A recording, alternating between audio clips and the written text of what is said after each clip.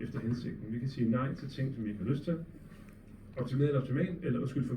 Nej, det gjorde det ikke, og vi har lavet tilpasninger løbende. Og nogle af de problemer, der var i epidemiudvalgets funktion, det var jo, at vi fik en indstilling, men vi fik jo ikke nuancerne med. Så det vil sige, at vi kommer ned, vi får en sag præsenteret, og der står, hvad indstillingen er, og hvad argumenterne for det er. Jeg kunne rigtig godt tænke mig, at der også stod, hvad argumenterne imod det var. Hvad var dissensen? Hvem sagde noget andet? Og det har vi faktisk fået ændret nu. Så nu skal de indhente 2 eksterne eksperter. Det kunne være, var ofte Michael, og Dorian Sødgren og andre. Og så kommer der en indstilling fra regeringen om, hvad de ønsker, hvad argumenterne, hvad flertallet mener, og så vil der stå, hvis der er mindretalsudtalelser, der skal der stå, ja, jeg synes det er for meget, jeg synes det er for lidt, jeg synes det er forkert, og så har vi jo faktisk noget at forholde os til. Og det bliver ændret løbende.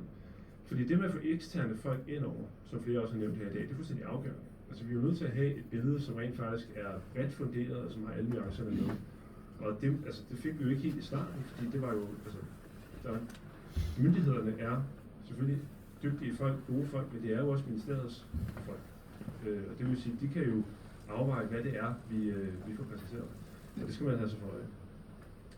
Og epidemikommissionen, det er jo så dem, der laver de her indstillinger. Og det er ret væsentligt, at en epidemi er jo ikke kun sundhed. Det handler ikke kun om smittetal. Hvis det gjorde det, så skulle vi bare sige, at vi lukker alting ned. Fordi så er der ingen smittespredning overhovedet. Men det er jo ikke kun det. Det handler også om trivsel, om læring, om økonomi, om socialt, alt muligt andet. Og derfor er det ret væsentligt, at kommissionen er sammensat bredt.